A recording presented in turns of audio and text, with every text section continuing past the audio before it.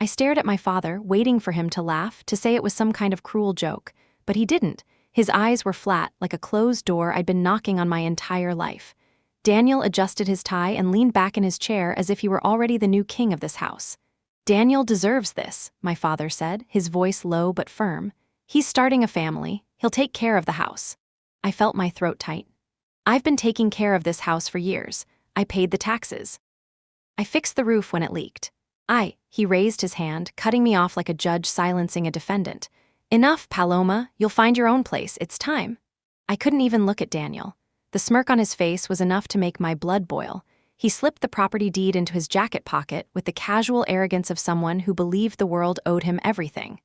I walked down the hallway to my bedroom, the same room I'd slept in since I was 16, after Mom died. The air smelled faintly of lavender, just like it used to when she was alive. I sat on the edge of the bed, holding the crocheted blanket she'd made for me, every stitch a memory of nights when she would hum old Spanish lullabies.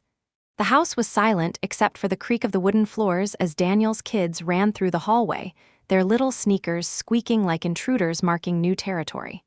My parents didn't say a word. They just let it happen. That night during dinner, my father made his declaration official. "Paloma," he said in front of everyone, "I need you to start packing. Daniel's family will move in fully by the end of summer." My fork froze halfway to my mouth. "You're kicking me out?" "No one's kicking you out," my stepmother chimed in, her smile tight like plastic wrap. "We're just reorganizing. It's better this way." Daniel's wife, Amanda, placed a hand over her swollen belly and glanced at me with faux sympathy. "We'll take good care of the place," she said. My appetite vanished. I stared down at the plate of arroz con pollo that tasted like cardboard. Later that night, after everyone went to bed, I wandered through the house in the dark. My fingers traced the old wallpaper on the staircase, tiny floral patterns my mom had chosen when I was 8. In the living room, the faded sofa where she used to read me bedtime stories was still there. I sat down and closed my eyes, remembering her voice. "This house is your heart, Paloma. Don't ever let anyone take it from you." I wanted to scream. How could he just give it away like that? How could my father erase my place in this family with a single signature? The next morning, I called Marlene, my best friend since college. She answered on the first ring. "Girl, you sound like you're about to explode." "They gave the house to Daniel," I said flatly. "What?" "They transferred the deed." "My dad made the announcement. Daniel's moving in. They expect me to leave." She was silent for a beat, then let out a sharp, "Oh, hell no." I laughed bitterly. "It's real. They're acting like I'm some guest who overstayed her welcome."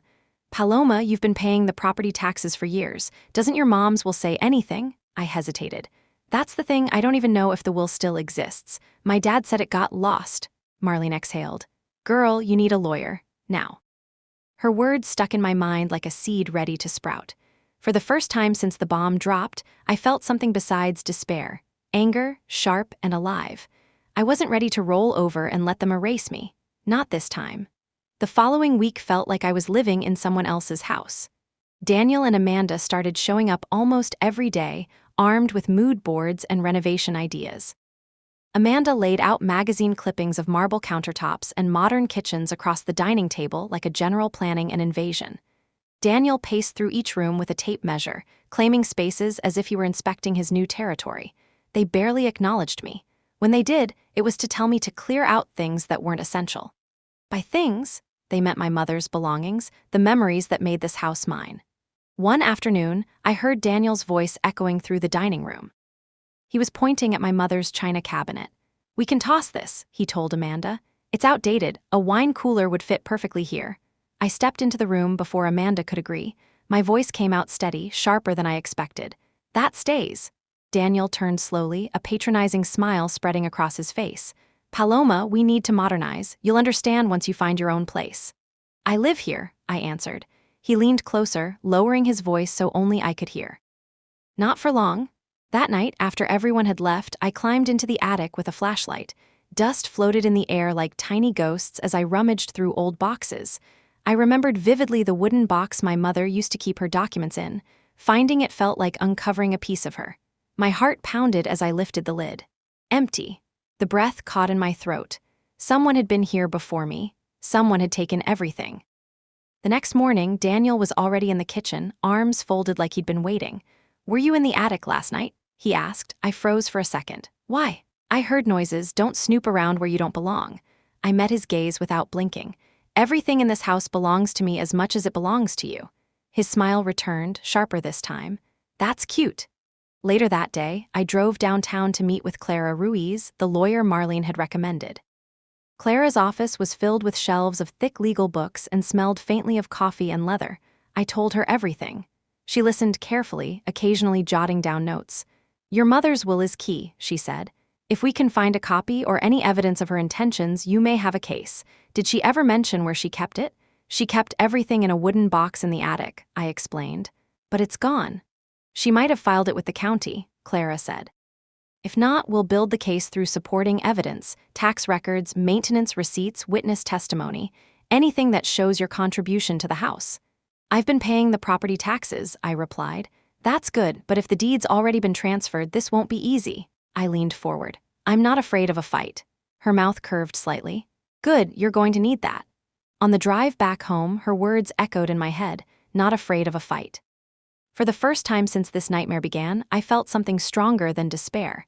When I stepped through the door, I heard voices coming from the living room. Daniel was speaking to a realtor. "The market's hot right now," he said. "We're considering listing the house once the remodel is done." My stomach turned to ice. He wasn't just taking the house, he was planning to sell it. I stepped into the room. "You're not selling anything." The realtor stiffened. Daniel didn't even flinch. "Paloma, you're not the owner anymore. I am, and if I want to sell, I will." The words landed like slaps. "You're disgusting," I said quietly. He shrugged. "Business." I walked upstairs before my shaking hands did something I'd regret. Closing my bedroom door behind me, I slid down against it and stared at the ceiling. They were dismantling my life one piece at a time. I reached for my phone and messaged Marlene, telling her everything. Her response came fast, urging me not to let them get away with it. Reading her words steadied me. For years, I had played the quiet, obedient daughter. But this wasn't obedience anymore. It was surrender. And I was done surrendering. I started waking up earlier than usual, long before anyone else stirred. The quiet mornings gave me space to think, to breathe without their voices filling every corner of the house. I sat in the kitchen with my coffee, staring at the property deed pinned to the refrigerator by a magnet shaped like a chili pepper. Daniel had put it there like some kind of trophy. Every time I looked at it, I felt a mix of fury and disbelief. Marlene came over that afternoon. She didn't bother knocking, she never did. She walked straight in, carrying a large tote bag filled with folders, her version of battle gear. "Okay," she said, dropping the bag on the kitchen table. "I talked to my cousin who works at the county clerk's office. If your mom filed the will, there might be a record." I felt a flicker of hope. "And she didn't file anything," Marlene answered, shaking her head. "But that doesn't mean it's gone, we just have to dig deeper." She pulled out a thick folder and spread papers across the table. Old tax receipts, house maintenance invoices, records with my name on them. She had spent hours compiling everything I'd ever paid for. Seeing my name printed on those documents gave me something solid to hold on to. It was proof that I had never been just a guest here. That night, after Marlene left, I wandered upstairs to the hallway outside Daniel's old room. He had turned it into his office as soon as he got the deed. It was the one room he always kept locked. But tonight, the door was slightly ajar. A single strip of light fell across the floor like an invitation. I pushed the door open slowly. His office was meticulously arranged, a stark contrast to his usual messy personality. Against the wall was a filing cabinet. My heart started to race. I moved quickly, pulling open drawers. Receipts, loan agreements, renovation contracts, nothing unusual. Then, at the bottom of the last drawer, tucked beneath a stack of papers, I found it. A folded document torn in half. It was my mother's will, or at least part of it. The top portion bore her signature, notarized, and the words, "I leave the property located at 214 Maple Street to my daughter, Paloma Chavez." The lower half had been ripped away. I pressed the torn paper to my chest, shaking. It wasn't everything, but it was proof. As I turned to leave, a noise made my stomach drop. The door slammed shut behind me. Daniel stood there, blocking the exit, his face dark with anger. "What the hell are you doing in here?" he demanded. I held the paper tighter, looking for what's mine. He stepped forward, his voice low and sharp. "You think a torn piece of paper changes anything? You're pathetic, Paloma." I didn't flinch. "This is Mom's will. Her signature is right here." He snatched the paper from my hand and crumpled it into his fist. For a second, I thought he was going to rip it completely, but instead, he tossed it onto the desk. "You want a fight?" he said. "You'll get one."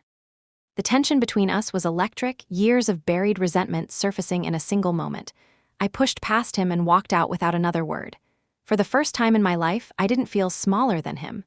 The next morning, I brought the torn will to Clara. She examined it carefully, nodding as she ran her fingers over the notary stamp. This is real. Even if it's incomplete, it's enough to file for an injunction. We can freeze any sale until the court reviews this. Her confidence steadied me. So we can stop him from selling? For now, yes, she replied. But Daniel will fight back, be ready. I walked out of her office into the bright Texas sun with a strange sensation in my chest. It wasn't peace, not yet, but it was the first step toward taking control. When I returned home, my father was sitting in the living room, a half-empty whiskey glass in his hand. He didn't look at me when he spoke. Daniel told me what you did. I didn't do anything wrong, I said. He turned toward me, his face hard. You're tearing this family apart for what, a house? For justice, I answered. He shook his head like he couldn't recognize me anymore. Maybe he never had. That night, as I lay in bed, I heard Daniel downstairs, his voice raised on the phone. He was angry, swearing, talking about losing control and needing more money. I didn't catch everything, but I heard enough to know this wasn't just about family pride anymore. There was something bigger at stake. And for the first time, I knew I had a real weapon in my hands. The atmosphere in the house shifted after I found the torn will. Daniel became more guarded, locking his office religiously, changing the passcode on the alarm system, even installing a small safe in the corner of his room. My father grew colder, retreating behind his newspaper at breakfast like a man trying to pretend the war brewing inside his house didn't exist. I avoided them as much as I could, but there was no hiding forever. One evening, I came home from work to find a group of construction workers hauling tools into the living room. The walls were already covered with plastic sheets, and the smell of fresh plaster filled the air. "What's going on?" I asked, stepping into the chaos. Daniel appeared from behind the staircase, wearing a smug grin and holding a set of blueprints. "We're starting renovations. Might as well get a head start." "You can't just tear down walls. There's a court injunction," I snapped. "It hasn't gone through yet," he replied calmly. "Until then, I can do what I want." My eyes landed on the living room wall, the one where my mother had hung the family portrait. It was already half demolished. The workers were swinging hammers, cracking through plaster like it was nothing. Pieces of my childhood were literally falling to the floor. I rushed forward. Stop right now." The foreman looked confused, glancing at Daniel. "She doesn't make the decisions anymore," Daniel said. "Keep going."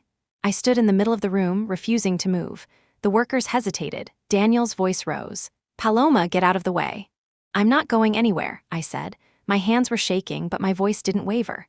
For a moment, we stared at each other like opponents on a battlefield. Then Daniel cursed under his breath and told the workers to take a break. I walked upstairs, heart pounding, and locked myself in my room. The sound of hammering echoed faintly through the walls. For the first time, I understood that this wasn't just about legal documents or inheritance. This was about control. Daniel wasn't simply trying to take the house, he was trying to erase me from it, brick by brick. That night, I called Clara and told her everything. She promised to expedite the injunction, but warned me to be careful. "He's escalating," she said. "People make reckless decisions when they feel cornered." The following morning, I installed a small camera in the hallway near the living room. It was a cheap model I'd bought online, disguised as a smoke detector. I didn't tell anyone. If Daniel wanted to play dirty, I would be ready. 2 days later, I caught exactly what I needed. Daniel met with a real estate agent in the living room while my father was out. They spoke in low voices, but the camera picked it all up. "She doesn't have the money to fight this," Daniel said. "The moment the house is on the market, she'll be forced out. The bank already approved the refinancing. We just need to keep her distracted for a few weeks." The agent nodded. "As long as the paperwork clears, you'll be fine. Buyers love properties like this." I watched the footage over and over, my jaw tightening. Refinancing, paperwork, buyers. He was moving fast behind my back. That evening, I followed Daniel's car after he left the house. He drove to a local bank, the one my parents had always used. I parked a few spaces away and watched him through the windshield. He met with a loan officer, his body language slick and confident. The next day, I walked into the same bank, straightened my posture, and introduced myself as one of the homeowners. It wasn't a lie. I handed over a stack of old property tax receipts with my name on them and asked for information on recent transactions related to the house. The clerk hesitated, but eventually printed out a summary of the mortgage history. My stomach dropped when I saw it. Daniel had taken out a large line of credit against the house just a month earlier. He wasn't just trying to sell. He had already leveraged the property to fund something else. That night, lying in bed, I stared at the ceiling and thought of my mother. She fought so hard to keep this house after my father almost lost it years ago during a bad investment. She worked extra shifts at the hospital, saved every penny, refused to let anyone take it from us. I whispered into the dark, "I'm not going to lose it either." The whisper turned into a promise. The house didn't feel like a home anymore.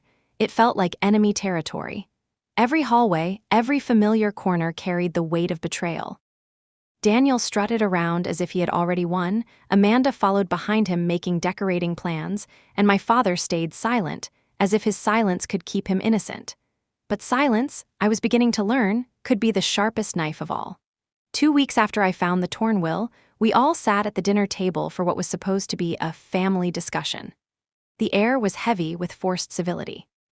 My father poured himself a glass of wine, Daniel scrolled through his phone, and Amanda made small talk about preschool options for their unborn child. Finally, my father cleared his throat. "Paloma, I think it's time we talk about your plans," he said. I looked up from my untouched plate. "My plans?" "Yes," he replied, in that same measured tone he'd used the morning he told me the house was Daniel. "You need to start looking for a new place to live. We can help with a small deposit for your rent, but you need to be out before renovations finish." I set my fork down carefully. "I'm not leaving." Daniel let out a short laugh. "You really don't get it, do you? This house isn't yours." "It was Mom's," I said. My voice wasn't loud, but it carried weight. "And she left it to me. I found part of the will. The court is reviewing it now." My father's face tightened. "That document doesn't change the fact that the deed has been transferred." "It changes everything," I said, "and you know it." For a moment, no one spoke. Amanda shifted uncomfortably in her chair. Daniel's jaw clenched. My father leaned back, crossing his arms. "You're tearing this family apart," he said finally. "For a house."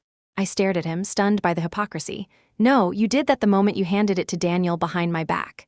His glass hit the table a little too hard. Wine splashed across the white tablecloth. "Watch your tone, Paloma." I stood slowly. "No, watch yours." I walked away from the table, my heart pounding, but I didn't look back. I knew if I saw Daniel's smirk or my father's glare, my resolve might crack. But that night, in the quiet of my room, I didn't cry. For the first time, I wasn't consumed by helplessness. I was consumed by strategy. The next morning, I met with Clara again. She laid out the steps for the injunction, the timeline for hearings, and what kind of evidence would strengthen my case. "We need everything you can find," she said. "Financial records, communication logs, any proof of Daniel's intent to sell or misuse the property." I told her about the footage from the hallway camera. She leaned forward. "That's good. Keep collecting. Don't let him know you have it yet." Walking out of her office, I felt a shift inside me. Until now, I had been reacting to everything Daniel and my father did. For the first time, I was moving first. Back at the house, Daniel confronted me in the hallway. He must have sensed the change. "You think a lawyer is going to save you?" he sneered. "No," I said. "I'm going to save myself." His smile faltered just slightly, and that was enough to tell me I had hit a nerve. That night, I opened the small wooden box in my closet where I'd been keeping everything: copies of receipts, the torn will, USB drives with footage. It wasn't much yet, but it was growing.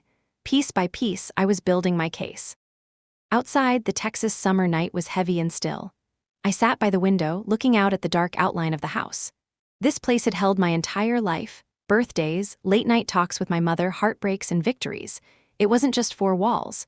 It was everything I had ever fought to hold on to, and I wasn't going to let it be stolen from me. Not by my brother, not by my father, not by anyone. The days after the family dinner felt strangely calm, like the quiet before a storm. On the surface, everything seemed normal.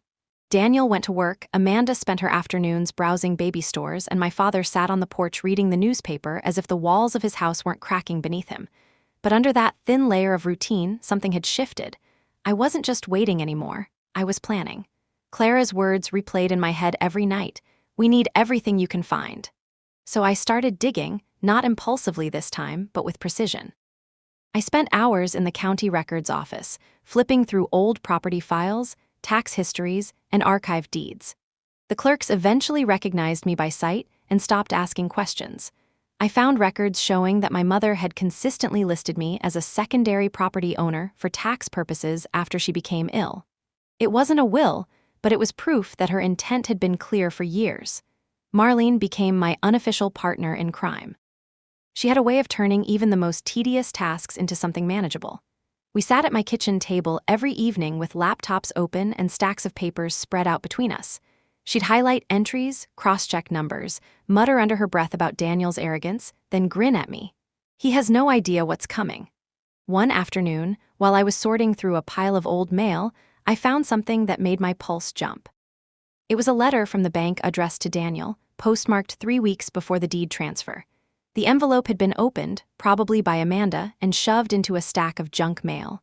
Inside, the letter confirmed the approval of a home equity line of credit secured against the house. The amount was enormous. I felt a rush of both fear and satisfaction. Daniel had overplayed his hand. That night, after everyone was asleep, I set up 2 more cameras. One in the living room, hidden on a high shelf facing the entryway, and one in the hallway near Daniel's office. If he was conducting meetings, I'd have proof. I wasn't naive enough to think I could confront him outright yet, but information was power. And I was finally gathering it.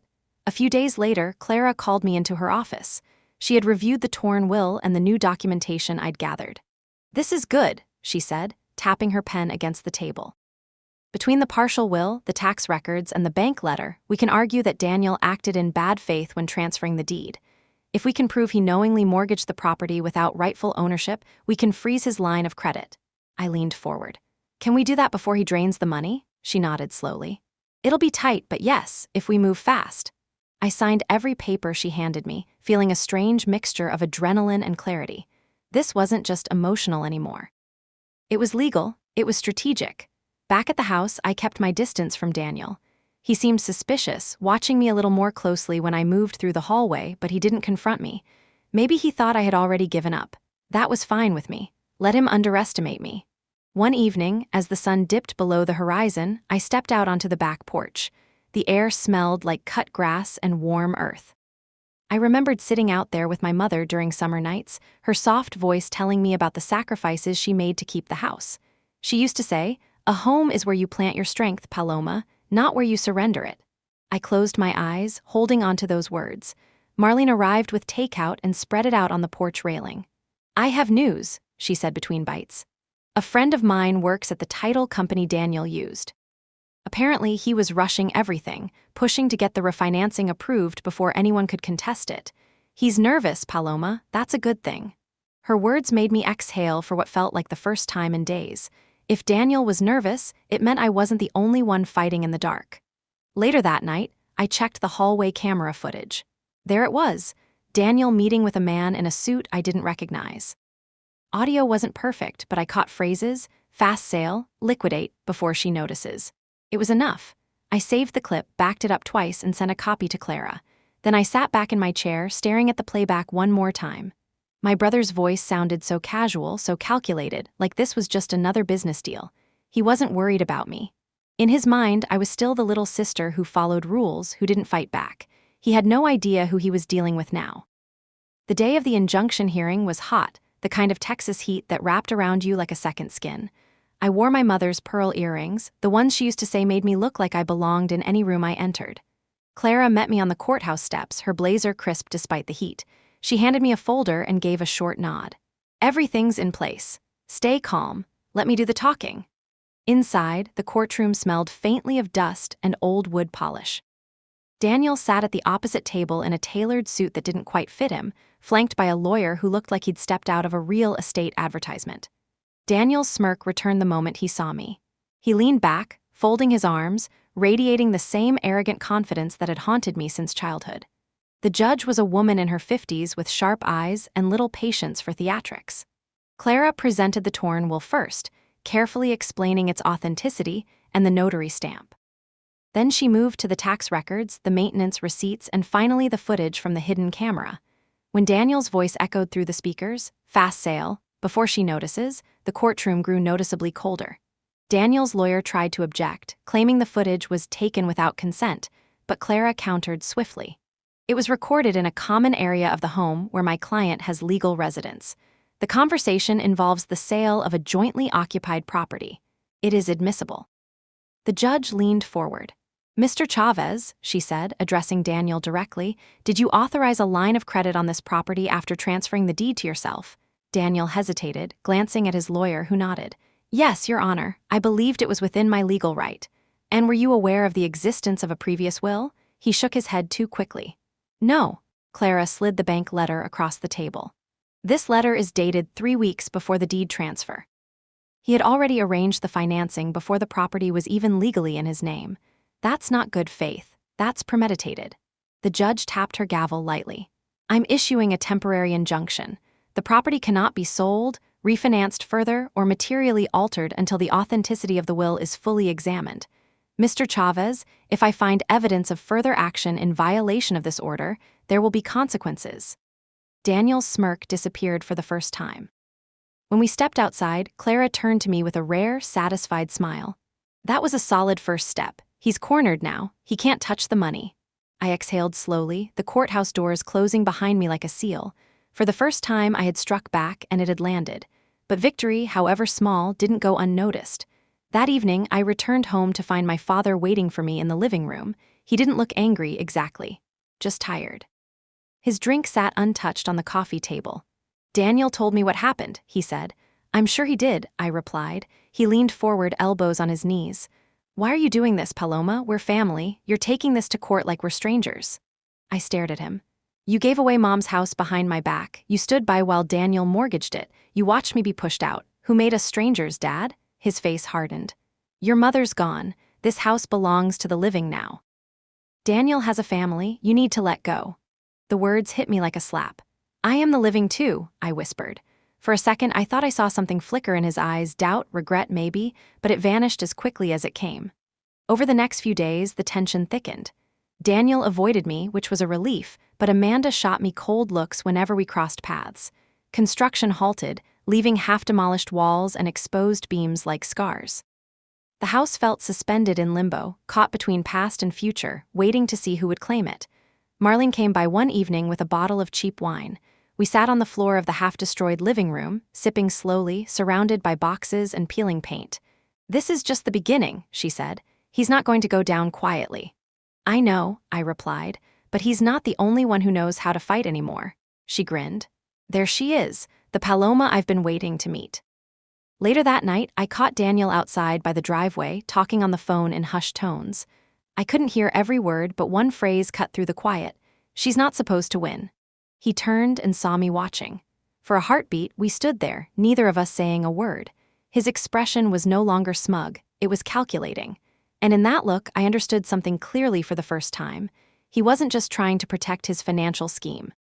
He genuinely believed that this house, this legacy, this family belonged to him alone. He didn't think I had it in me to take it back. That would be his mistake.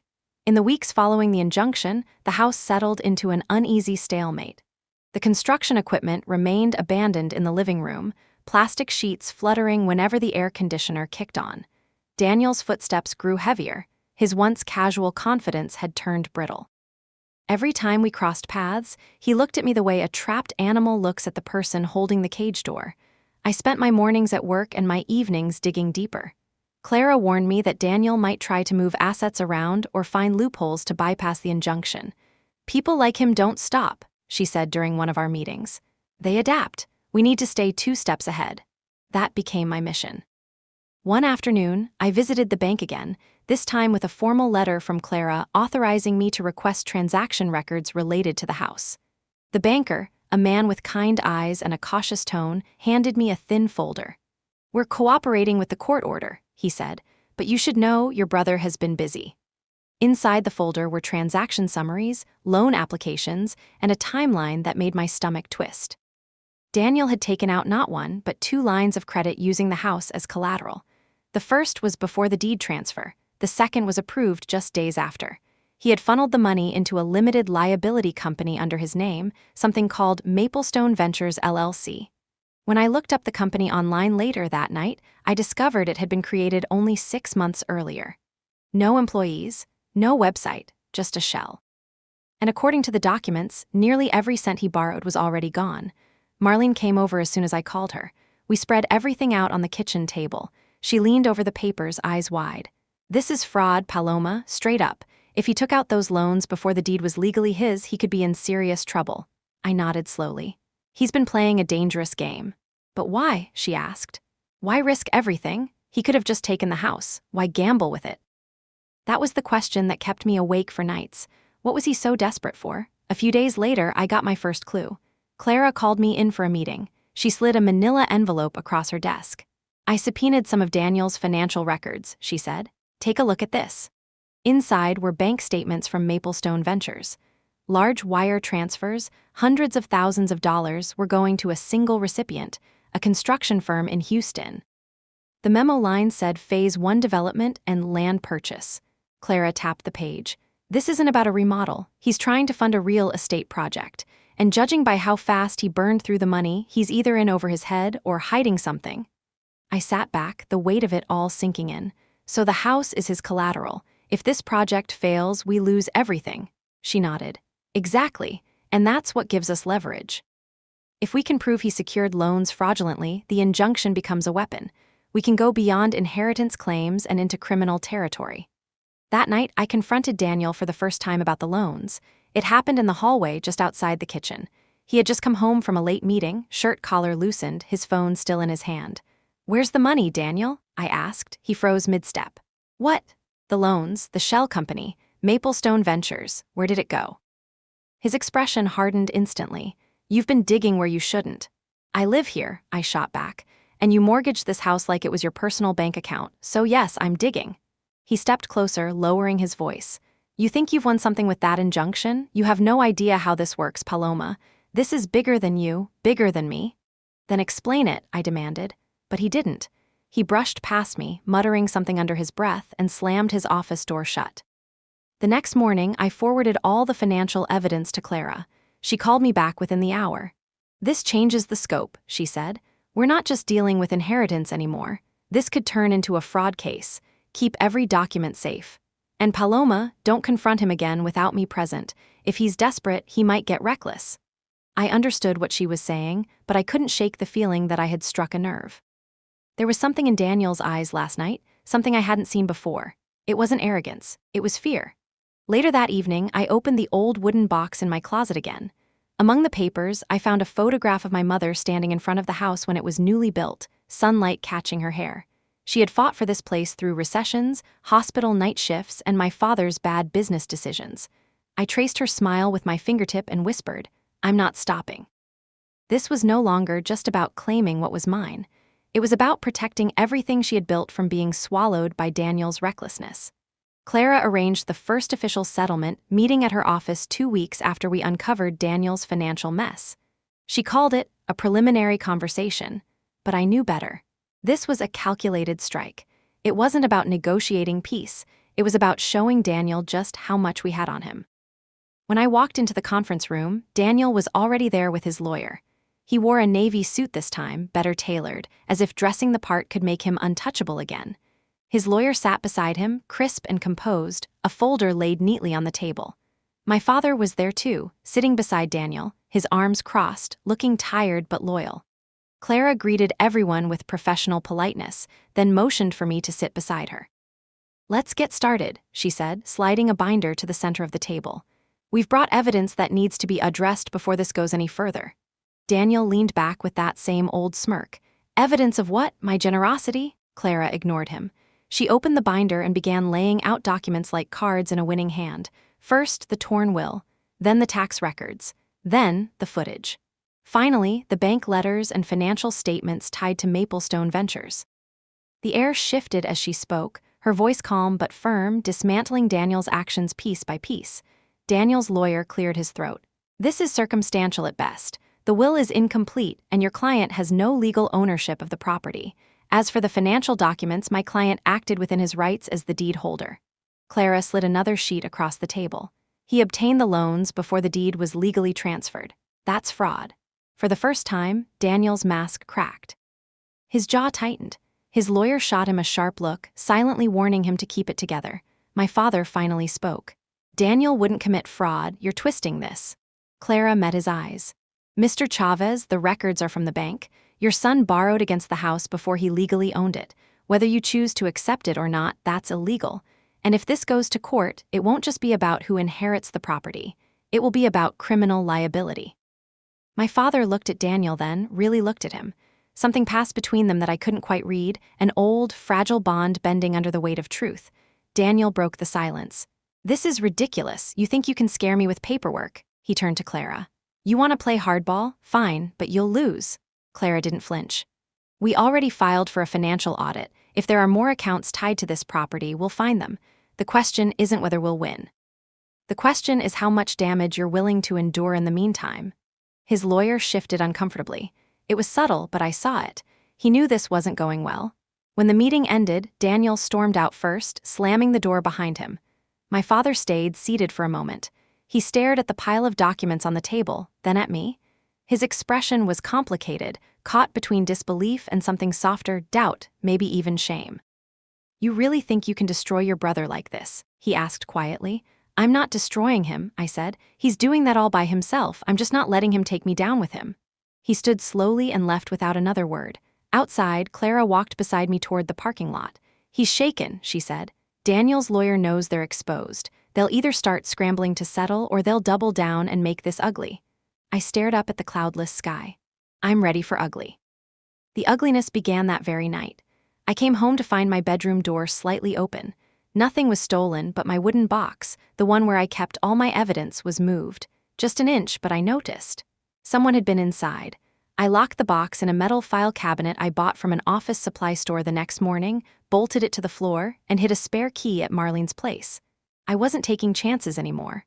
Over the next few days, my father's behavior changed. He was quieter, more distant. He spent long hours sitting on the back porch, staring at the yard like it held answers he couldn't find. Occasionally, I caught him looking at me with an expression that reminded me of when I was a child, and he wasn't sure whether to scold me or protect me. Daniel, on the other hand, grew restless. He paced the halls at night, took more phone calls outside, disappeared for hours during the day. The house felt like a chessboard where every piece was tense, waiting for the next move. And then, out of nowhere, I received a thick envelope in the mail. No return address. Inside was a single piece of paper, a photocopy of a land deed in Houston with Daniel's name on it. Scribbled at the bottom in unfamiliar handwriting were the words, "Ask him what he promised them." I stared at the message for a long time. Whoever sent it knew something, and they wanted me to know it too. The game had just shifted again. The envelope lay on my desk for hours before I touched it again. Whoever had sent it knew things I didn't. The land deed in Houston wasn't just a random document, it was a thread, and I could feel it leading somewhere dark. That night, I scanned the document carefully. It listed a plot of undeveloped land on the outskirts of the city, purchased under Maplestone Ventures LLC, with Daniel's name as the principal. The handwritten note at the bottom haunted me. Ask him what he promised them. Them, not the bank, not the court, someone else. I took the deed to Clara the next morning. She raised an eyebrow as she examined it. "This isn't a recorded filing. Whoever sent this has access to something Daniel didn't want us to see. Do you think it's legit?" I asked. She nodded slowly. "The parcel number checks out. This land exists, but there's no official sale record filed yet. That means it's either a private agreement or someone's trying to keep it off the books." Marlene came over that evening, and the three of us sat in my kitchen going through everything again. Clara pointed at the deed. "The question is, who are they?" Marlene leaned back in her chair. "Developers, loan sharks, investors. This sounds like something bigger than Daniel could handle alone." I couldn't shake the image of him pacing outside, whispering into his phone at night. I had always thought his arrogance was the biggest danger. Now, I wasn't so sure. A few days later, while Daniel was out, I went through the mail pile on the kitchen counter, something Amanda usually guarded like a hawk. In the middle of bills and junk mail, I found a thick, official-looking envelope addressed to Maplestone Ventures. I opened it in my room with trembling hands. Inside was a letter from a private investment group based in Houston. It was blunt and threatening in its politeness. "We expect Phase 1 to be completed within the agreed timeline. Any delays will result in forfeiture of collateral and legal action under Clause 7C collateral." My stomach tightened. The house wasn't just a guarantee for the bank, it was the guarantee for these investors. If Daniel failed them, they wouldn't just come after him. They'd come after the house. I called Clara immediately. "He didn't just mortgage the house," I said. "He used it as collateral for a private investment deal." She exhaled slowly. That's dangerous, Paloma. Those contracts are brutal. If he defaulted, they could try to claim the property regardless of the will's outcome. It complicates everything. Complicated was an understatement. I spent that night lying awake, staring at the ceiling, remembering Daniel's words in the hallway. This is bigger than you, bigger than me. He hadn't been bluffing. He was in way over his head, and now so was I, whether I wanted to be or not. The next morning, I decided to confront him, not with anger this time, but with precision. I waited until he came home, then stopped him in the foyer. "Who are they, Daniel?" I asked quietly. He froze. "What are you talking about?" I held up the investment letter. "The people you promised phase 1 to, the ones who hold our house as collateral." For a moment, something flashed across his face, panic, real and unguarded. Then, just as quickly, the mask slipped back on. "You went through my mail? You're risking everything Mom built," I said, "and you're not even smart enough to hide it." He stepped closer, his voice low. "You don't understand what's at stake." "Then explain it," I said, but he didn't. He walked away, slamming the door to his office behind him. Later that night, as I was locking up, I heard his voice through the thin walls of his office. He was on the phone again. His tone was tense, different from his usual cocky bravado. "I told you I'm working on it," he hissed. "She's getting in the way, but I'll handle her. Just give me more time." The reply was too muffled to make out, but his next words made my blood run cold. "No, they can't find out about the will." I pressed my hand against the wall, listening.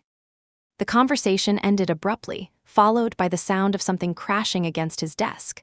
When the house fell silent again, I retreated to my room, my mind racing. Whoever these investors were, they didn't just have money on the line, they had power. And Daniel was lying to them too. The next day, Clara and I met at a cafe near the courthouse. She had already reviewed the letter. "If we can prove Daniel used the house as collateral illegally, before the deed was transferred and without proper disclosure, we can not only void the contract but potentially hold the investors off. But we need evidence of the timeline. Emails, signed agreements, anything." I looked out the window, watching cars pass. "He's hiding it in his office, I'm sure of it." "Then we need to get it," she said. That night, after everyone was asleep, I crept toward Daniel's office. I had noticed weeks ago that he kept his keys in his blazer pocket, hanging on the coat rack near the entryway. I held my breath as I slid them out and opened the door quietly. His office was meticulously organized. I went straight to the filing cabinet. In the bottom drawer, tucked behind a stack of generic documents, was a manila folder labeled Phase 1 Agreement. I opened it and scanned the first page. There it was, Daniel's signature dated weeks before the deed transfer. A private investor contract pledging the house as collateral. My hands shook as I took photos of every page, front and back. Then I returned the folder exactly as I'd found it, locked the door, and slid the keys back into his jacket. Back in my room, I stared at the images glowing on my phone. It was the kind of evidence Clara had been waiting for. It wasn't just proof of fraud anymore. It was proof of deception on a scale that could bury Daniel legally. But as I looked at his signature, neat and certain, one thought lodged itself in my chest. He hadn't just signed away the house. He had signed away his future. And maybe mine too. The first sign that the situation was slipping out of Daniel's control came 3 days after I photographed the contract. It was a Friday evening. I was sitting on the porch with a glass of iced tea, the air thick and heavy with the late summer heat, when a sleek black SUV pulled into the driveway. 2 men in dark suits stepped out. They didn't look like bankers. Daniel rushed out to meet them before they even reached the front door. His voice was low but sharp, slicing through the quiet like a knife. I couldn't hear every word, but I caught fragments. "It's under control, the court's temporary, I'll fix it." The taller man leaned in close, speaking too softly for me to hear. Daniel's shoulders stiffened. The conversation lasted less than 5 minutes. Then the men got back into the SUV and drove away, leaving Daniel standing in the driveway, pale and sweating despite the heat. I watched him from the porch as he ran his hands through his hair, pacing in small, frantic circles. It was the first time I'd ever seen my brother look like he didn't have a plan. Later that night, he started slamming doors. He tore through his office, drawers opening and shutting violently. Amanda tried to calm him down, but he snapped at her, his voice cracking. Their argument spilled into the hallway. "You said they wouldn't find out," she shouted. "I said I'd handle it," he barked back. I stood in the shadows at the end of the hallway, silent, watching their carefully constructed facade crumble. The next morning, Clara called, her voice was brisk. "The investors sent a notice of default to the court. They're claiming Daniel breached the contract by failing to deliver Phase 1. This means they're attempting to claim the collateral." My grip on the phone tightened. The house. Yes, she said. But here's the thing, they filed it as if Daniel's ownership was uncontested. They don't know about the injunction or the will's pending verification. If we act quickly, we can file a motion to invalidate their claim based on fraudulent collateralization. It was time. That afternoon, Clara and I met with a financial forensic investigator, a quiet man named Howard with rimless glasses and a habit of tapping his pen against his chin when he thought. We showed him the investor letter, the contract photos, and the timeline of the deed transfer. He didn't take long to see what we saw. He pledged collateral he didn't legally own, Howard said. If this goes to court, the investor's claim is invalid, and if we can prove intent, Daniel's in serious legal trouble. I left Clara's office feeling something I hadn't felt in weeks: momentum. For so long, Daniel had been the one moving the pieces. Now I was setting the board. Meanwhile, at the house, the tension thickened like humidity before a storm. Daniel avoided me, but his temper leaked into everything. I overheard him yelling on the phone late at night. He spent hours locked in his office, sometimes emerging with bloodshot eyes and shaking hands. Even Amanda began to look worn down, her usual smugness replaced by something like fear. One evening, as I was locking the back door, Daniel cornered me in the kitchen. His face was drawn, his shirt wrinkled like he'd been wearing it for days. "What are you doing, Paloma?" he asked, his voice low and frayed. "I'm protecting what's ours," I said. "This house is going to be taken if you don't stop," he hissed. "You think the court's going to save you? They'll take everything. You, me, Dad, gone." "No," I said calmly. "They'll take you, because you're the one who lied." His eyes flickered with something I couldn't quite name. For the first time, his anger looked less like domination and more like desperation. He leaned closer. "You don't understand who you're dealing with." "Then help me understand," I said. But he just shook his head, stepped back, and left me standing alone in the kitchen. 2 days later, Clara filed the motion to invalidate the investor's claim. It was aggressive, laying out every fraudulent step Daniel had taken: the pre-deed loans, the undisclosed contract, the falsified timeline. It was a legal grenade, and once it landed, there would be no taking it back. That night, Marlene came over with dinner, and we sat on the floor of my half-demolished living room, surrounded by papers, court filings, and old family photographs. "You realize what you're doing, right?" she said between bites. "You're not just fighting him for the house anymore. You're about to expose him to people who don't like being crossed." I looked at her, the weight of her words settling in. "I know. And you're not scared." I thought about Daniel pacing outside the night the SUV came, about the phone calls, about his eyes when I cornered him in the kitchen. "I'm terrified," I admitted, "but I'm not backing down." Marlene nodded slowly. "Good, because this is the part where he either breaks or you do." Outside, thunder rolled in the distance, low and steady. The storm was finally on its way. The courtroom was packed the day of the investor hearing. I'd never seen so many suits in one place outside of a bank. Representatives from the Houston Investment Group filled one side of the room, their lawyers in sharp black suits, faces carved from stone. Daniel sat at the defense table, pale and stiff, flanked by his lawyer who looked more nervous than usual. My father sat behind Daniel, his arms crossed, but he wasn't as composed as before. He kept glancing between Daniel and me, his fingers tapping against his knee. Clara stood beside me at our table, flipping through the binder of evidence one last time. "You ready?" she whispered. I nodded, though my palms were slick with sweat. I wasn't sure if I was ready, but I knew there was no turning back. The investor's attorney opened with a confident, almost arrogant tone. "Your Honor, our clients entered into a legally binding contract with Mr. Daniel Chavez, pledging the property at 214 Maple Street as collateral for a multi-million-dollar development project. Our clients have upheld their obligations. Mr. Chavez, however, has failed to deliver Phase 1 construction as agreed. We are here to enforce our contractual rights." Then Clara stood. Her voice was steady, each word deliberate. "Your Honor, the collateral pledged in this contract was not legally owned by Mr. Chavez at the time the agreement was signed. Furthermore, the contract was concealed from co-residents and family members with a legitimate claim to the property. This was not a valid transaction. It was fraudulent." She handed the judge copies of the contract, the deed timeline, and the notarized will fragment.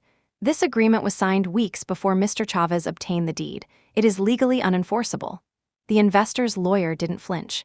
"Intent is irrelevant. He signed, the house was pledged, and the deed was eventually transferred. That's enough," Clara countered without hesitation. "Not when the transfer itself is under legal dispute and an injunction has already been issued." My client's inheritance claim predates the fraudulent contract. This isn't a matter of intent, it's a matter of ownership.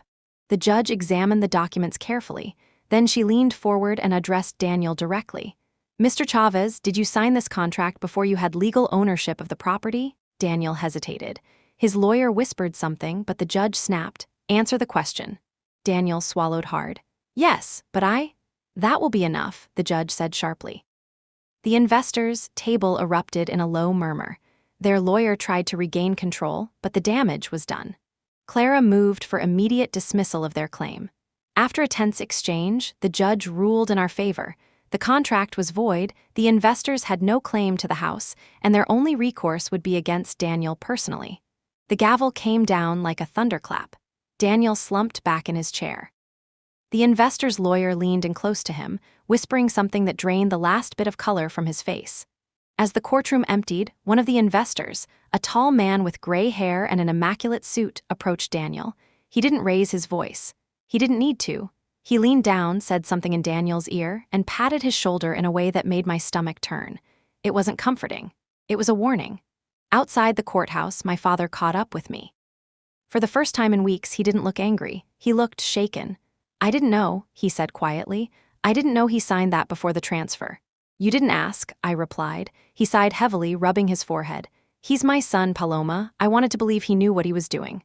And you didn't think I did? I asked. He opened his mouth, then closed it again. For the first time, he didn't have an answer. That night at the house, Daniel was like a shadow. He locked himself in his office and didn't come out. Amanda paced the kitchen nervously, her phone buzzing with calls she ignored. The tension was different now, not just hostile, but brittle, like glass about to crack. Later, my father knocked on my door. It was late. He never knocked this late. He stood in the doorway, hands shoved into the pockets of his worn jacket. I've been thinking, he said, about your mother, about the house. I sat on the edge of the bed, waiting. She would have wanted you to fight for it, he said finally. His voice was soft, almost a whisper. She trusted you with this place, I see that now. The words hit me harder than I expected. For years, I had lived in the shadow of his loyalty to Daniel. Hearing him say that felt like a crack of light through a wall I'd been pushing against my whole life. Then stand with me, I said. He didn't answer right away. But after a long moment, he nodded slowly. I will. For the first time since this started, I wasn't standing alone. After the hearing, things inside the house changed in ways I didn't fully expect. It wasn't just Daniel's demeanor, though that shifted dramatically. He stopped smirking. He stopped pacing like a man with a plan. Instead, he moved through the halls like someone being hunted, flinching at unexpected knocks on the door, lowering his voice when he spoke on the phone. My father became quieter too, but in a different way. He watched everything now.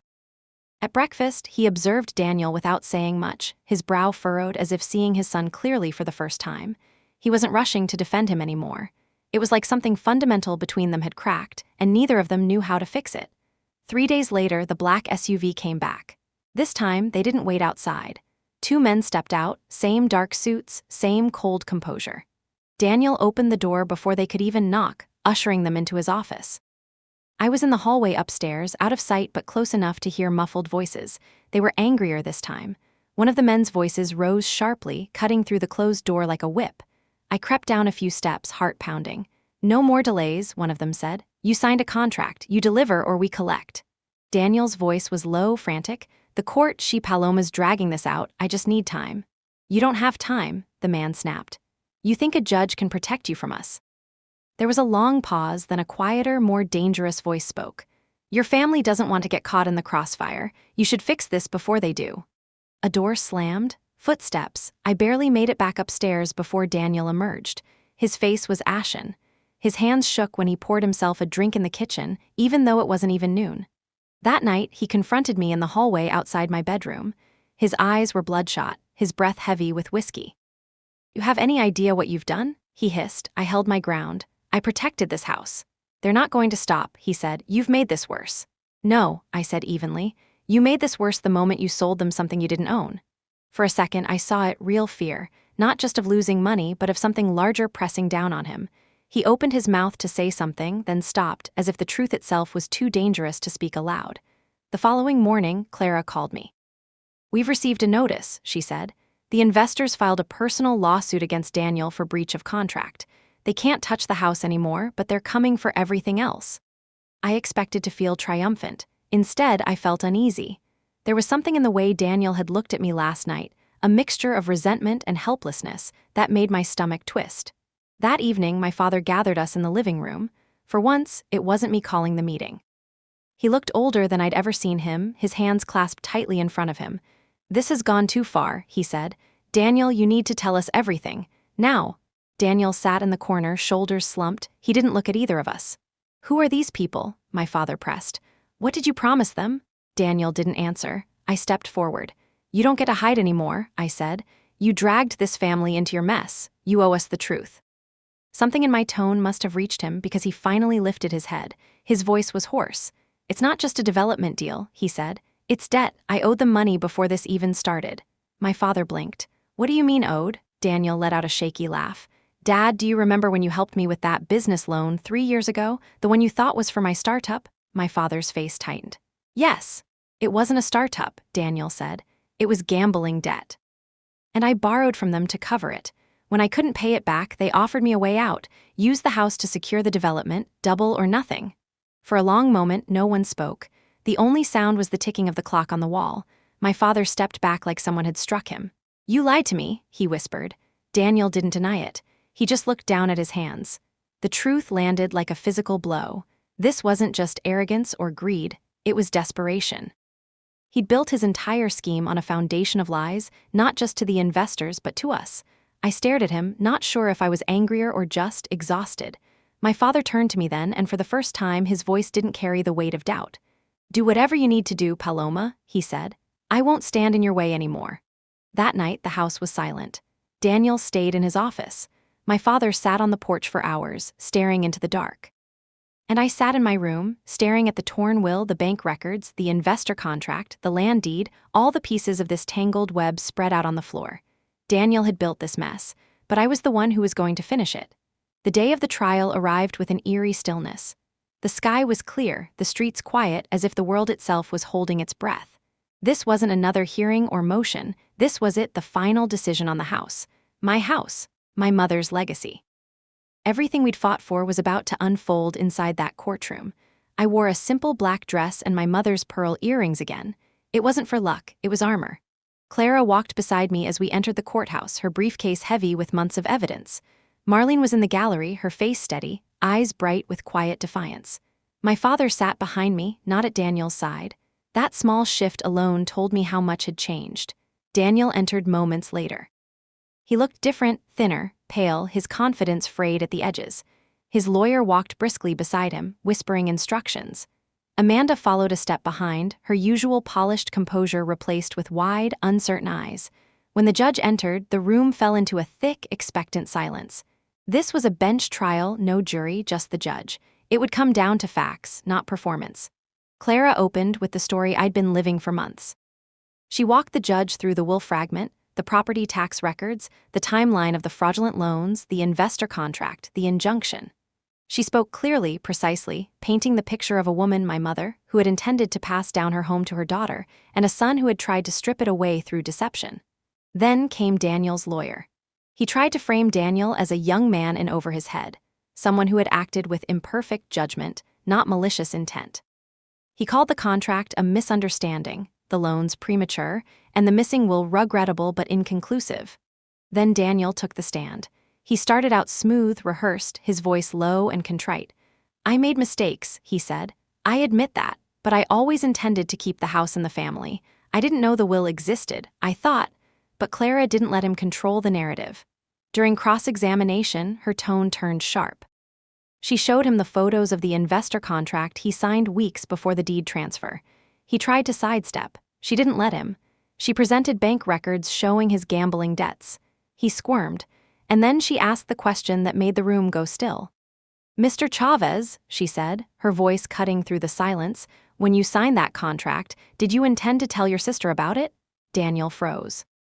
His eyes flicked to me just for a second, and in that look, everything I needed to know was there. He hadn't intended to tell me. He hadn't intended for me to find out at all. He tried to answer, but Clara pressed again. "Yes or no?" "No," he finally said. The sound of that word echoed in my chest. After everything, hearing him admit it under oath felt like both a wound and a release. Clara's closing argument was short and devastating. This is not a case of misunderstanding. This is a case of betrayal of a family legacy sold behind closed doors. My client is not asking for more than what was promised to her by her late mother. She is asking for justice, for the truth to be honored. Daniel's lawyer pleaded for leniency, argued for joint ownership, called the situation tragic but repairable. But the judge's expression remained impassive. The ruling didn't take long. The judge's voice was steady, almost gentle, but the words carried the weight of a gavel. The court finds that the will fragment, corroborated by financial records and witness testimony, constitutes valid evidence of the decedent's intent. The deed transfer was conducted under circumstances of concealment and financial misconduct. Therefore, the court rules in favor of the plaintiff, Paloma Chavez. Full ownership of the property at 214 Maple Street is hereby restored to her. The words washed over me slowly, like warm water after a long, cold storm. I gripped the edge of the table, not to hold myself back from crying, but to keep from floating away. Behind me, Marlene let out a quiet, triumphant breath. My father placed his hand gently on my shoulder, something he hadn't done since I was a child. And Daniel, he just sat there, stunned. His lawyer leaned in, whispering rapidly, but Daniel didn't respond. He stared at the floor, his face a blank mask that couldn't quite hide the hollow underneath. Outside the courthouse, the air felt different, clearer, lighter. Reporters weren't there. This wasn't a sensational case, but for me, it was seismic. Clara shook my hand with a rare smile. "You did it," she said. "No," I replied. "We did." When I returned to the house that afternoon, I stood on the porch alone. The walls were still scarred from construction, the paint chipped, the air heavy with memory. But for the first time, it was mine. Truly, legally, undeniably mine. Daniel didn't come home that night. The morning after the ruling was strangely quiet. No lawyers, no hearings, no deadlines, just the soft hum of the ceiling fan and sunlight spilling through the kitchen window. For the first time in months, I woke up without that familiar knot in my chest. The house was still half destroyed from Daniel's unfinished renovations, but it felt different now. The walls were mine. The silence belonged to me. Daniel didn't come home for 2 days. Amanda packed up her things the next morning and left with the kids, her eyes red and her movements sharp, like a woman who'd been holding her breath too long. She didn't say goodbye to me. I didn't expect her to. Her loyalty had always been to the version of Daniel she thought she married, not the one who'd unraveled in front of everyone. On the 3rd day, Daniel showed up. I heard the sound of his car before I saw him, slower than usual, like he wasn't sure he belonged here anymore. He stepped inside the house like a stranger crossing a threshold. His once impeccable suits were gone. He wore jeans and a wrinkled shirt, his eyes sunken. My father and I were in the living room, going through old boxes from the attic. Daniel hovered in the doorway, hands shoved into his pockets. For a long time, no one said anything. Then he finally spoke. "So that's it," he said quietly. "You win." I set down the photo album I'd been holding. "This was never a game, Daniel," he laughed bitterly. "It was for me." There was no fire in him anymore, no arrogance, just exhaustion. He walked over to the wall where the family portrait had once hung and stared at the empty space. "You know," he said, "when Mom died, Dad started treating me like I was supposed to fix everything. I liked it at first, being the golden boy. But after a while, it felt like if I didn't keep winning, everything would fall apart." I studied his face, trying to reconcile this version of him with the one who had stood in court and lied without blinking. "So you decided to gamble away everything she built?" "I made bad choices," he said. "And when I realized how deep I was, I just kept digging. I thought if I pulled it off, no one would ever know. You'd move out, I'd sell the house, pay off the debt, and no one would see the cracks." "You underestimated me," I said softly. He nodded. "Yeah, I did." My father finally spoke. "Daniel, what happens now?" Daniel exhaled, his shoulders slumping. "The investors are coming after me. Clara was right, they can't touch the house anymore, but I still owe them. And the fraud charges, I don't know, I might lose everything." For a moment, none of us said anything. This was the moment in a movie where someone would offer forgiveness or deliver a stirring speech about family. But real life isn't a movie. Forgiveness doesn't always come cleanly. "I can't fix this for you," my father said. His voice was quiet but firm. "And neither can she." He nodded toward me. Daniel nodded slowly like he'd expected as much. "I know." He turned toward me. "I don't expect you to forgive me, Paloma. I just wanted to see the house one last time before I figure out what's next."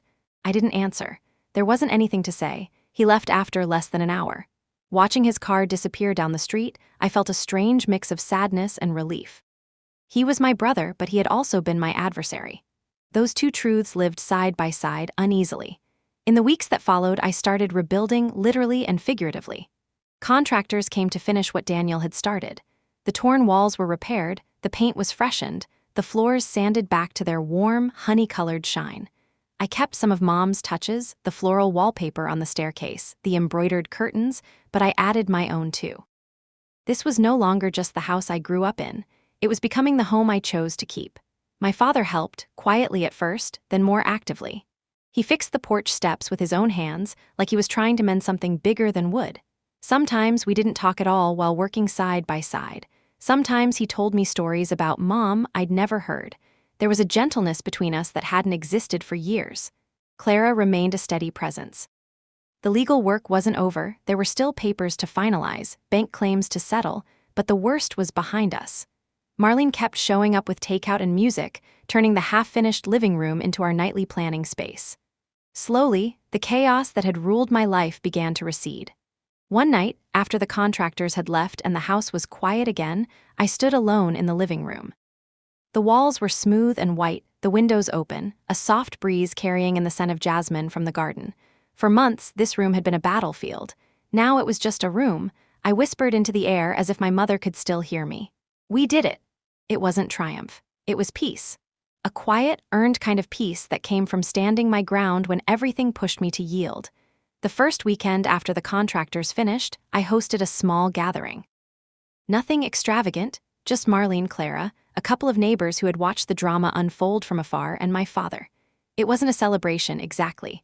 More like a quiet acknowledgement that the storm had finally passed. I spent the morning arranging flowers from the garden, lilies and roses, the kind my mother used to love. I found her old embroidered tablecloth in one of the attic boxes and spread it over the dining table. It had a faint scent of lavender and age.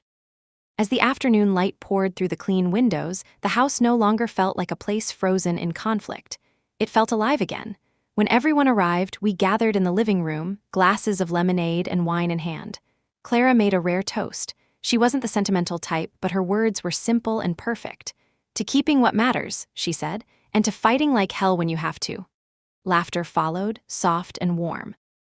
Marlene played music from her phone, the same song we'd listened to on that first night when everything began to crumble. It sounded different now, not like a battle anthem, but like something triumphant and earned. Later, after everyone had left, I walked through the house alone. The floors creaked under my feet in a way I'd always found comforting. Every corner held some memory. Late-night talks with my mother in the kitchen, childish fights with Daniel on the staircase, the quiet mornings when the house smelled of pancakes and sunlight. For so long, these memories had felt like ghosts, untouchable, trapped behind the weight of betrayal. Now they felt like roots, solid, real, mine. My father lingered on the porch long after the others had gone. When I joined him, he handed me a folded piece of paper. "Found this in one of your mom's old recipe books," he said. It was a letter. Not a legal document, not a hidden will, just her handwriting. Neat, looping, filled with warmth. She had written it shortly after Daniel and I had both moved out years ago. "If you're reading this, I hope the house is still standing. I hope the walls are filled with laughter. I don't know which one of you will end up here, or if either of you will, but I hope you remember this place isn't about bricks and wood. It's about the life inside it. Take care of it. Take care of each other if you can." I read it twice, then a third time. Tears slipped down my cheeks, not from pain this time, but from the quiet ache of love that outlasted everything else. "She believed in you," my father said softly. For the first time in a long while, I didn't question it. "I know," I whispered. As the night deepened, we sat in silence on the porch, not needing to fill the space with words. The house behind us glowed warmly through the windows. It didn't feel like a battlefield anymore. It felt like home. The day Ethan moved into Grandma's house was bright and windy, the kind of day that made the shutters rattle and the porch steps creak just a little louder.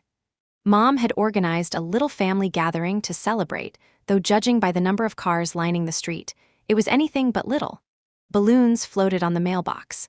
Someone had tied a big red ribbon around the porch railings, like it was a grand opening. I almost didn't go.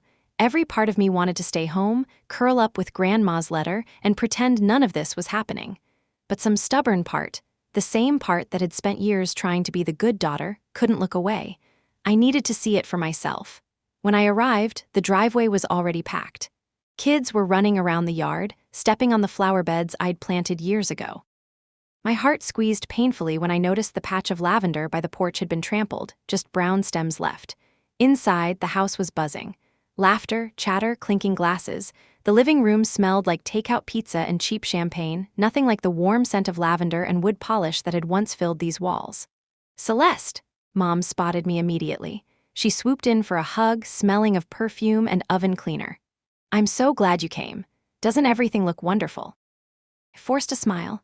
"Yeah, wonderful." She didn't catch the bitterness in my tone, or maybe she did and chose to ignore it. She pulled me toward the kitchen. "Look, Ethan and Rachel are making this their home. Isn't it exciting?" Rachel, my sister-in-law, was directing movers like a general. She had already started removing Grandma's lace curtains, tossing them into a cardboard box labeled "Donate." "Too dated," she said loudly, not noticing I was standing there. "We're going for a modern farmhouse vibe." My stomach twisted. Those curtains had been Grandma's pride. She'd washed them by hand every spring. In the corner, Ethan was surrounded by cousins, holding a beer like a trophy. "Yeah, it's a fixer-upper," he said with a laugh, as if he hadn't watched me fix it up for years. "But you know me, I like a project." A wave of heat rose in my chest.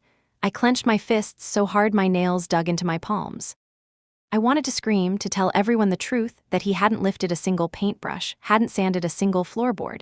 But looking around the room, I realized it wouldn't matter. They'd already decided who the hero of this story was. "Celeste!" Ethan spotted me and raised his beer. "Glad you made it. Welcome to my house." I froze. My house. Something about the way he said it, careless, almost triumphant, made my throat tight. I managed a stiff nod. "Congratulations," I muttered. Mom appeared beside me again, oblivious to the storm brewing under my skin. "Isn't it nice to see family together?" she said, her eyes glowing with pride as she watched Ethan laugh with the uncles. "He's really stepping up. We're so proud of him." I wanted to ask, "When have you ever said that about me?" But the words stayed locked behind my teeth. Later, as the sun began to set, everyone gathered outside for a photo on the porch. Ethan stood in the center, arms around Rachel and the kids. Mom and Dad flanked them like royal guards. I stood off to the side, holding a half-empty cup of punch, waiting for someone to wave me in. No one did. "Celeste, could you take the picture?" someone called out. I hesitated, then nodded. Of course. I was the photographer, not part of the portrait. As I looked through the camera lens, framing their smiling faces against the house I'd poured myself into, a strange calm settled over me. For the first time, I wasn't trying to fit myself into that picture. I was observing it like an outsider finally realizing they've been outside all along. I pressed the shutter. Click. Their smiles froze in a perfect snapshot of a lie. When the crowd moved back inside, I lingered on the porch alone. The evening breeze carried the faint smell of trampled lavender. I ran my hand along the porch railing, the one I'd sanded down one summer afternoon, leaving tiny splinters in my palms.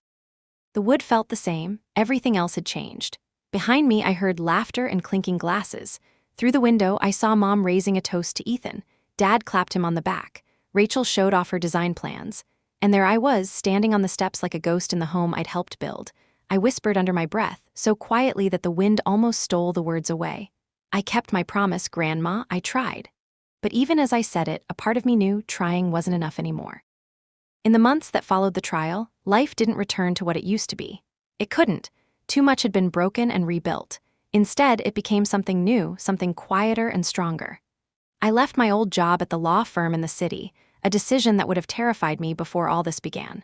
For years, I had stayed because it was stable, because it made sense. But after fighting tooth and nail for my home, I realized I didn't want to spend my life building someone else's legacy. I wanted to build my own. With Clara's encouragement, I opened a small legal consulting practice from one of the renovated rooms at the back of the house. It wasn't glamorous, just a wooden desk, a second-hand printer, and shelves stacked with case files. But the first time I signed my name on a client contract with Chavez Legal Consulting embossed at the top, I felt something bloom inside me. For once, the future wasn't something I was chasing. It was something I was shaping with my own hands. Marlene remained my constant through it all. She showed up with coffee every other morning, claiming it was to check on the progress. But I knew she liked sitting on the porch with me before the day started, watching the neighborhood slowly come alive. We didn't talk much about Daniel anymore. There wasn't much left to say. He had taken a plea deal for the fraud charges. No prison time, but massive restitution payments to the investors. He sold off his properties, his cars, everything. The last I heard, he'd moved to a small apartment on the outskirts of the city. Amanda filed for divorce soon after. Occasionally, a letter arrived from my father, short and polite, but I didn't ask what they said. I had drawn my line. For the first time, I didn't feel guilty for doing so. My father stayed in the house with me for a while. At first, it was practical, repairs, paperwork, helping settle the estate, but slowly it became something else. Our relationship, once strained and unspoken, began to soften. We started having dinner together again, sometimes in silence, sometimes laughing at old memories. He apologized one night, not in a grand, rehearsed way, but simply. "I should have listened to you sooner," he said. "I spent so long seeing you as the child I had to protect that I didn't see you as the woman you'd become." I didn't know how to respond at first, but eventually I reached across the table and squeezed his hand. "We both had to learn," I said, and that was enough. I set clear boundaries with the rest of the extended family too. Some of them had sided with Daniel when everything went down, parroting his version of the story without asking questions. When the truth came out, they tried to drift back, pretending they'd been neutral all along. I didn't shut them out, but I didn't bend for them either. This time, I decided who stayed in my life and why. One evening, after a long day of client meetings, I stood in the front yard, watching the sun dip behind the maple trees. The house looked radiant in the golden light, like it had been waiting for this chapter all along. I realized then that I wasn't just living here. I was rooted here, stronger than before, and for the first time in years, I wasn't defined by what my family had done to me. I was defined by what I had chosen to do for myself. It was a crisp autumn morning when I finally allowed myself to stop and breathe. The leaves had begun to turn, blanketing the street in shades of amber and gold. I stood on the porch wrapped in a light sweater, holding a mug of coffee, watching the sunlight dance through the branches of the maple tree my mother had planted decades ago. For months, everything had been about fighting for the house, for my voice, for my place in a family that had tried to push me to the margins. And now, in the quiet that followed, I found something even more powerful than victory. I found stillness. When I walked through the house now, I no longer flinched at memories. The kitchen didn't feel like the room where my brother cornered me with threats. It felt like the place where my mother used to hum while making breakfast. The hallway no longer echoed with slammed doors and whispered schemes. It was filled with warmth, with the faint sound of jazz playing from the old record player, with my footsteps as I built something entirely my own. One evening, I opened the window of my old bedroom and looked out at the backyard. The light caught the worn wooden fence, the same one Daniel and I used to climb as kids. Back then, I thought family was something unshakable, that blood meant loyalty. Now I understood it differently. Family is not about who shares your name, but about who stands with you when the foundation starts to crack. I didn't hate Daniel, not anymore. Hatred had burned hot during those months, but like any fire, it eventually consumed itself. What remained was something quieter, not forgiveness exactly, but acceptance. He made his choices. I made mine. And for the first time, our lives didn't have to revolve around each other. Before bed, I often reread my mother's letter. Not out of sadness, but as a reminder of how far I'd come. She had wanted this house to be more than walls and a roof.